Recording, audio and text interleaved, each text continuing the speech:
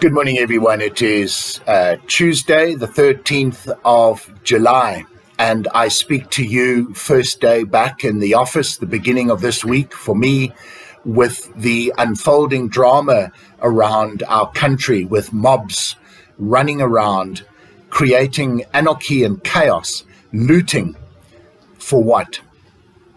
But before I address that and try and look at that from a biblical perspective, let me share with you that outside of my window, you might even hear it in the background, is a man on the opposite side of the street with a leaf blower.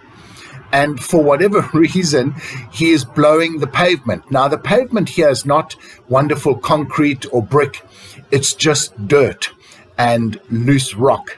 And as he moves up and down the pavement, blowing the sand, he's creating a lot of dust. I don't think there's any paper or leaves on the pavement, but he seems to be enjoying himself making lots of dust. And as he moves up and down and he blows the same bit of pavement that he had blown just a short minute or two back, he manages to throw up even more dust. All he's done really is, apart from the noise, is create clouds of dust, fortunately not blowing into my window.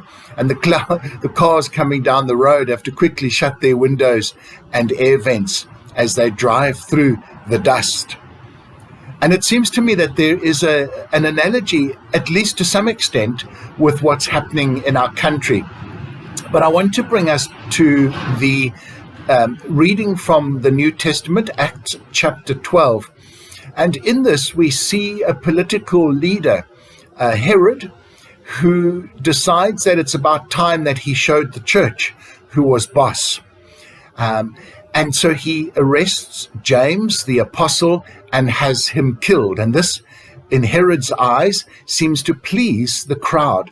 And so he decides he needs to go on, and he arrests Peter, the great apostle Peter, and intends to persecute him, bring him before trial, and no doubt to have him executed as well.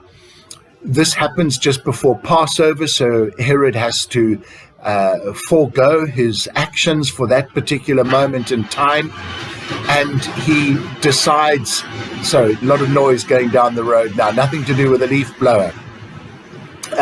He decides that he will wait until after Passover.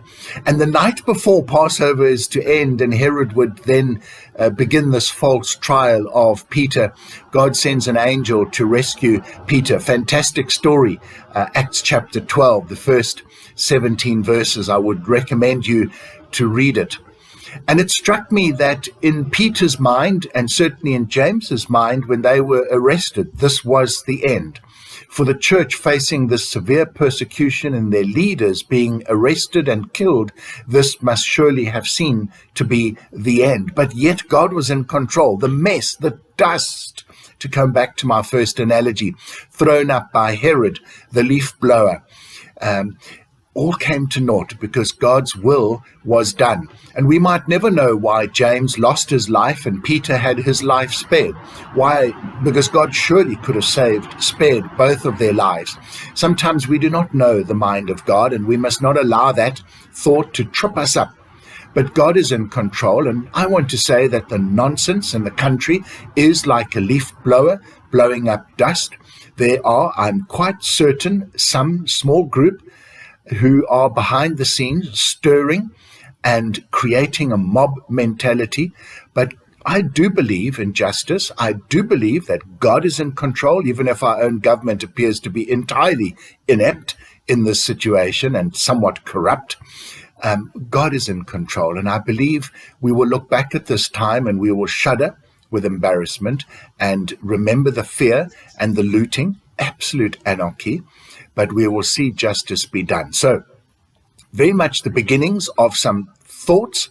So, continue to pray for justice and continue to trust in the Lord that He is in control and He will bring about His solution. Who knows how long it will be and who knows what will happen in the interim. But remember this, God is in control. God will not be mocked. And perhaps just read the psalm for today. My mind's gone blank on me. I cannot now remember what that psalm is. Look it up in the lectionary. But the psalm perhaps also very apt to the situation we find ourselves in. Let me reach across and get my thing. Oh, I have to put my glasses on. This is taking a lot longer than I thought. The Psalm 94. Read the Psalm in the light of what is happening in our countries. Folks, God bless. Have a wonderful day. Bye-bye.